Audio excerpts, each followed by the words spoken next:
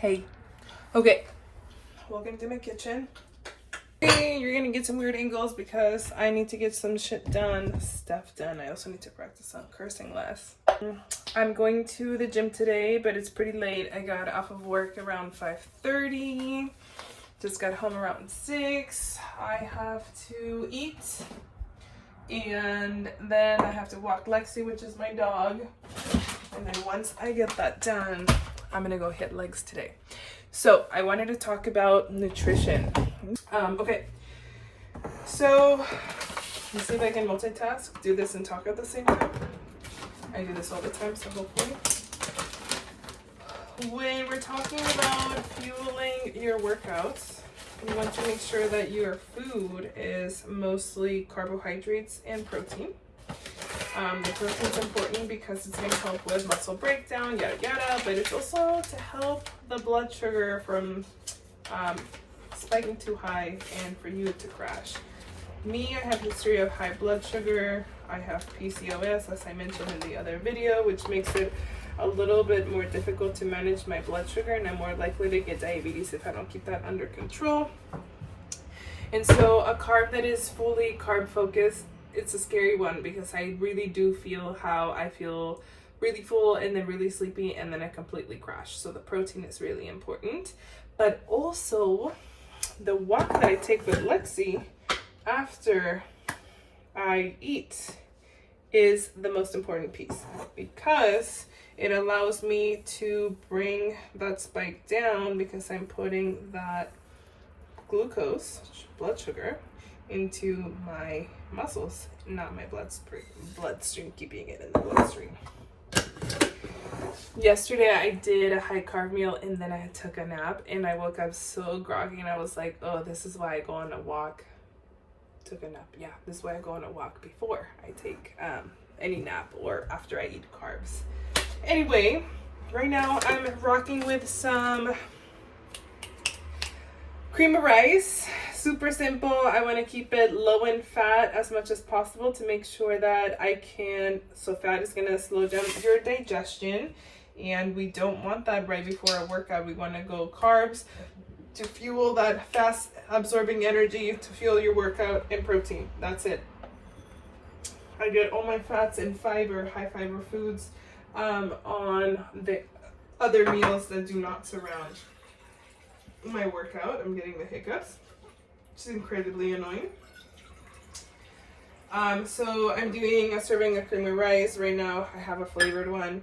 I wanted to try something new, but honestly, I don't think I would recommend it. I need to get some water. Okay, I'm back. I think my hiccups are gone. Oh no, I think it might be coming. So a couple things that I've been doing lately. I buy a lot of my supplements from Organic Olivia because they're herb focused or herb based, but I also trust her brand.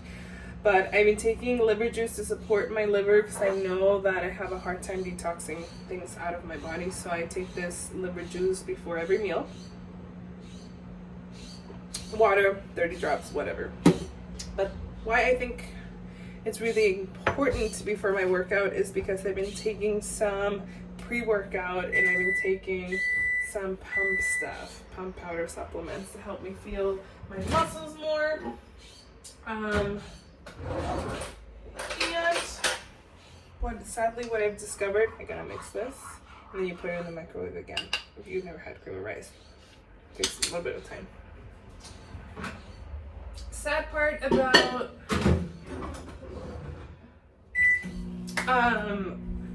supplements in general, they are full of additives, things that are not great for you. Sucralose, a terrible, awful, fake sweetener, artificial sweetener that affects your liver in high amounts. And guess what? I'm highly sensitive. My body tricks me in all the ways possible. So I'm trying to support this detox as much as possible. But I am also doing a lot of research on looking for workout supplements that do not have a lot of things that are unnecessary, like sucralose, maybe a more natural sweetener if necessary. If not, I'll do the unsweetened version.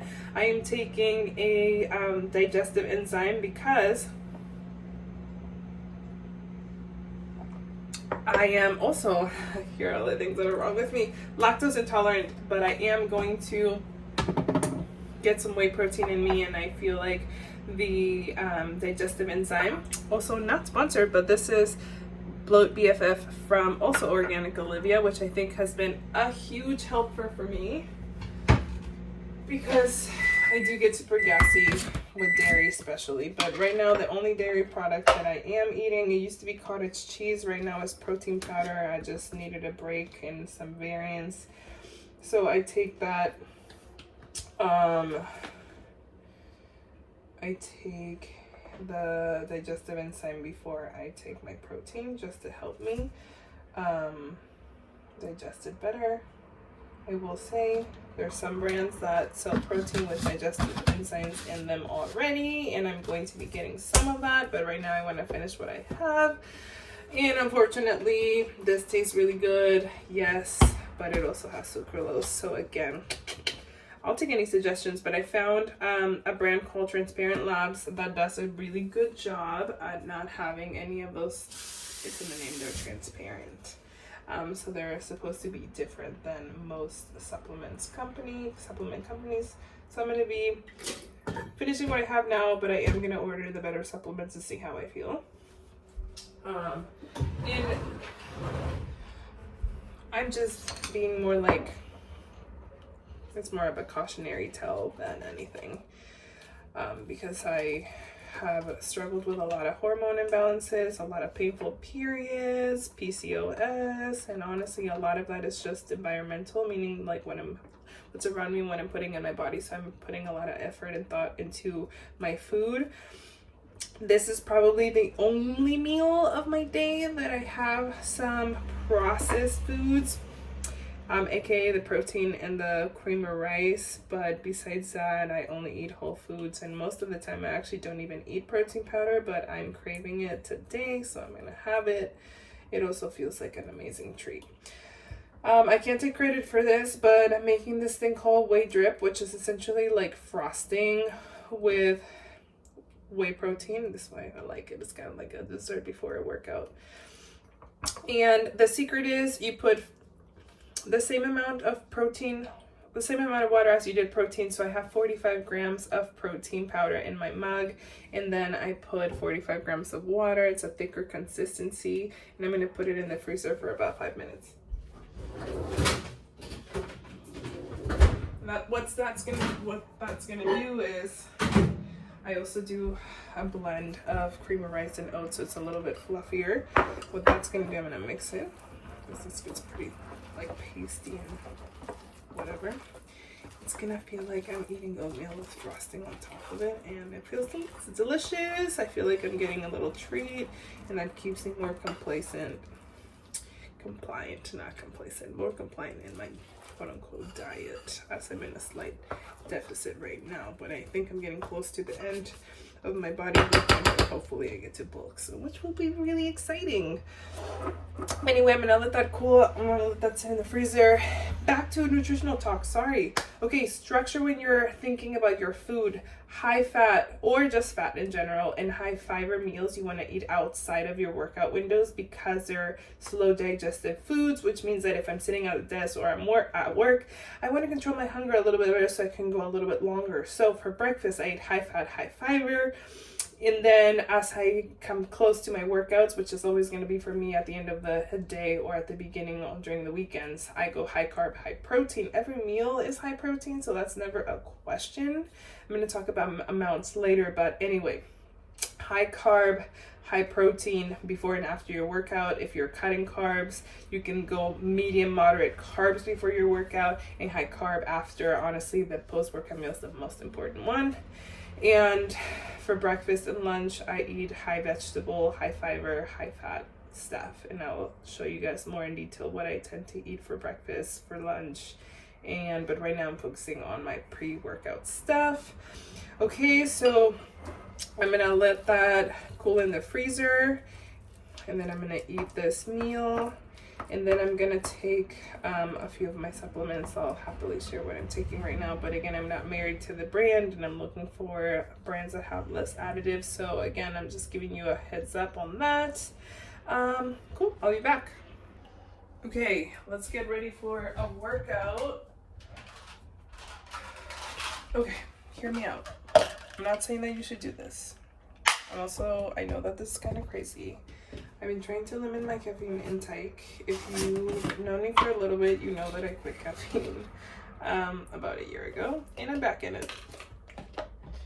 Being at a caloric deficit and not having caffeine is really challenging because you're tired. You're just freaking tired. So I am taking some pre-workout. Right now I'm trying the BUM series pre-workout.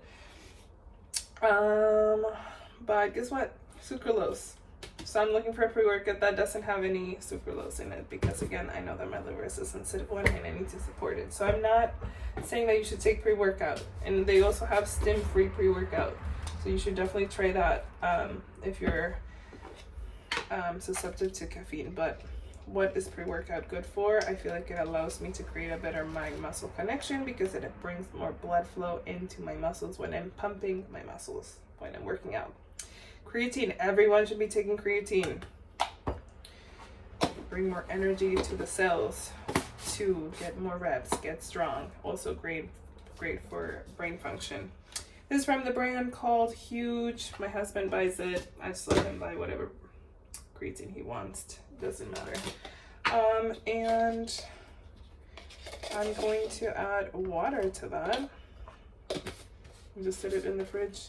One key thing about creatine, don't let it sit in water for too long because it loses its effectiveness. But I'm just gonna leave it in the fridge for about 10 minutes so we don't have ice and I need a cold drink. So I'm gonna mix it up, put it in the fridge, drink it on my way to the gym because I need to drink it like 20 minutes before so it kicks in. Normally, again, I don't drink caffeine this late, but I'm gonna go to the gym pretty late. And I'm tired and I ran out of pre-workout without caffeine, so I'm just kind of hoping that I sleep tonight. Anyway, don't do that. Take my advice. This is the consistency of the whey drip. So it's not like protein powder would, but it's kind of pretty delicious. So if you have whey protein, again, 50-50 ratio, and put it in the freezer for a couple minutes, and then you get a little bit of frosting like feels in your food, and that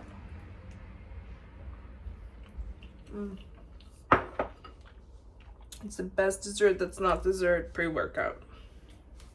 Gains. Enjoy.